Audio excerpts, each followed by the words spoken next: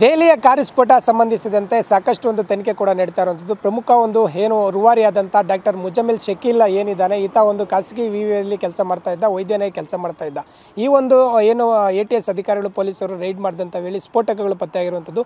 ಆ ಒಂದು ಪತ್ತೆಯಾದಂಥ ಸ್ಥಳದಲ್ಲಿ ನಾವು ಇರುವಂಥದ್ದು ನೋಡಬಹುದಾಗಿದೆ. ನಾವೀಗ ಏನು ಹರಿಯಾಣದ ಫರೀದಾಬಾದ್ನ ದೌಸ್ ಗ್ರಾಮದಲ್ಲಿ ಇರುವಂಥ ಒಂದು ಬಿಲ್ಡಿಂಗ್ ಮುಂದೆ ಇರುವಂಥದ್ದು. ಇದು ಏನು ಬಾಡಿಗೆ ಪಡೆದಿದೆ ಅನ್ನೋದು ಕೂಡ ಗೊತ್ತಾಗ್ತಾ ಇರುವಂಥದ್ದು. ಈ ಜಾಗದಲ್ಲಿ ಸರಿಸುಮಾರು 350 kg ಏನು ಸ್ಫೋಟಗಳು ಪತ್ತೆಯಾಗಿದ್ದವು ಅನ್ನೋದು ಕೂಡ ಗೊತ್ತಾಗ್ತಾ ಇದೆ. ಈ ಅಲ್-ಫಲಾ ಯೂನಿವರ್ಸಿಟಿಯಲ್ಲಿ ಏನು ಕೆಲಸ ಮಾಡ್ತಾ ಇದ್ದ ಡಾಕ್ಟರ್ ಮುಜಮಿಲ್ ಶಕೀಲ್ ಉಗ್ರ ಪ್ರಮುಖ ರೂವಾರಿ, ಏನು ದೆಹಲಿಯ ಒಂದು ಕಾರು ಸ್ಫೋಟ ಪ್ರಕರಣದ ಪ್ರಮುಖ ರೂವಾರಿ ಅಂತಲೇ ಹೇಳ್ಬೋದು. ಈತ ಇಲ್ಲಿ ಏನು ಬಾಡಿಗೆಯನ್ನು ಪಡೆದುಕೊಂಡು ಸ್ಫೋಟಗಳನ್ನು ಸಂಗ್ರಹಿಸಿದ್ದ ಅನ್ನೋದು ಕೂಡ ಗೊತ್ತಾಗ್ತಾ ಇರುವಂಥದ್ದು. ಈಗ ಸಂಪೂರ್ಣವಾಗಿ ಒಂದು ಏನು ಬಿಲ್ಡಿಂಗ್ನಲ್ಲಿ ಏನು ಒಂದು ಅಧಿಕಾರಿಗಳು ಜಾಲಾಡಿದ ಸಂದರ್ಭದಲ್ಲಿ ಸ್ಫೋಟಗಳು ಪತ್ತೆಯಾಗಿದ್ದವು. ಇಲ್ಲಿಂದ ಮತ್ತೆ ಏನು ಯೂನಿವರ್ಸಿಟಿ ಅಲ್-ಫಲಾ ಯೂನಿವರ್ಸಿಟಿ ಏನಿದೆ, ಇಲ್ಲಿಂದ ಕೇವಲ ಏನು ಒಂದು ಕೂಗಳತೆ ದೂರದಲ್ಲಿ ಯೂನಿವರ್ಸಿಟಿ ಇರುವಂಥದ್ದು.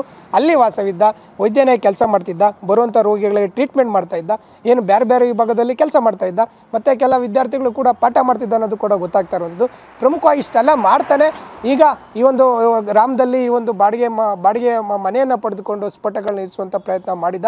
ಈಗ ನಾವು ದೃಶ್ಯದಲ್ಲಿ ಬಿಲ್ಡಿಂಗ್ನ ಚಿತ್ರಣ ನೋಡೋದಾದರೆ ಕೆಳಗಡೆ ಪೂರ್ತಿ ಒಂದು ಸಿಮೆಂಟ್ ಅಂಗಡಿಗಳ ರೀತಿಯಲ್ಲಿ ಇರುವಂಥದ್ದು, ಸಿಮೆಂಟ್ ಸಂಗ್ರಹಣ ಮಾಡುವಂಥದ್ದು. ಈ ಬಿಲ್ಡಿಂಗ್ ನೋಡಿದ್ರೆ ಯಾರಿಗೂ ಕೂಡ ಅನುಮಾನ ಬರೋದೇ ಇಲ್ಲ, ಯಾಕಂದರೆ ಏನೋ ಒಂದು ಗೋಡೌನ್ ಥರ ಇದೆ ಅನ್ನೋದು ಕೂಡ ಗೊತ್ತಾಗ್ತಾ ಇದೆ. ಏನೋ ಪ್ರಮುಖ ರಸ್ತೆ ಪಕ್ಕದಲ್ಲೇ ಇರುವಂಥದ್ದು, ಅಷ್ಟರ ಮಟ್ಟಿಗೆ ಬಿಲ್ಡಿಂಗ್ ಇದೆ. ಇದರಲ್ಲಿ ಮೇಲೆ ಏನು ನಾವು ಮೇಲ್ಭಾಗದಲ್ಲಿ ನೋಡೋದಾದರೆ ಮೇಲೆ ಆ ಭಾಗದಲ್ಲಿ ನೋಡಬಹುದು, ಆ ದೃಶ್ಯದಲ್ಲಿ ಆ ಒಂದು ಮನೆ ಥರ ಇದ್ದರೂ ಕೂಡ ಒಳಗಡೆ ಹಿಂಭಾಗದಲ್ಲಿ ಮನೆಗಳಿದ್ದಾವೆ ಅನ್ನೋದು ಕೂಡ ಗೊತ್ತಾಗ್ತಾ ಇದೆ. ಈ ಉಗ್ರಾಣ ಬೇರೆ ಬೇರೆ ಒಂದು ವಸ್ತುಗಳನ್ನ ಶೇಖರಣೆ ಮಾಡೋದಕ್ಕೆ ಇದು ಲಾಯಕ್ ಅಂತ ಹೇಳ್ಬೋದು. ಇವ ಪ್ಲ್ಯಾನ್ ಮಾಡಿನೇ ಏನು ಸ್ಫೋಟಗಳನ್ನ ಸಂಗ್ರಹಿಸಿದ ಅಂತ ಗೊತ್ತಾಗ್ತಾ ಇದೆ. ಈಗ ಈ ಡಾಕ್ಟರ್ ಮುಜಮಿಲ್ ಶಕೀಲ್ ಸಹಚರರು ಬೇರೆ ಬೇರೆಯವರು ಸಾಕಷ್ಟು ಶಂಕಿತರ ವಶಕ್ಕೆ ಆಗಿದ್ದಾರೆ. ಇಷ್ಟೆಲ್ಲ ರೂವಾರಿಗಳು ಈ ಒಂದು ಫರೀದಾಬಾದ್ನ ದೌಸ್ ಗ್ರಾಮದಲ್ಲಿ ನಡೆದಿರುವಂಥದ್ದು.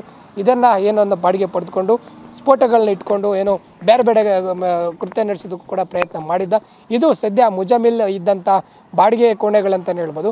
ಇಲ್ಲಿಂದ ಕೂಗಳತೆ ದೂರದಲ್ಲಿ ಖಾಸಗಿ ವಿವಿ ಇದೆ, ಅಲ್ಲಿಂದ ಕೆಲಸ ಮಾಡ್ತಾ ಇದ್ದ. ಮತ್ತು ಅಲ್ಲೂ ಕೂಡ ಬೇರೆ ಬೇರೆ ದಾಖಲೆಗಳನ್ನ ವಶಕ್ಕೆ ಪಡೆದು ವಿಚಾರಣೆ ಕೂಡ ಮಾಡ್ತಾ ಇರುವಂಥದ್ದು.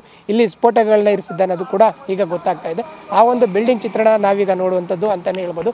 ಒಟ್ಟಾರೆ ಈಗ ದೆಹಲಿ ಕಾರು ಸ್ಫೋಟ ಪ್ರಕರಣ ಸಂಬಂಧಿಸಿದಂತೆ ಸಾಕಷ್ಟು ಸಾವು ನೋವಾಗಿದೆ. ಬೇರೆ ಬೇರೆ ಸ್ಥಳಗಳಲ್ಲಿ ಕೃತ್ಯ ನಡೆಸೋದಕ್ಕೆ ಪ್ಲ್ಯಾನ್ ಮಾಡಿದರು.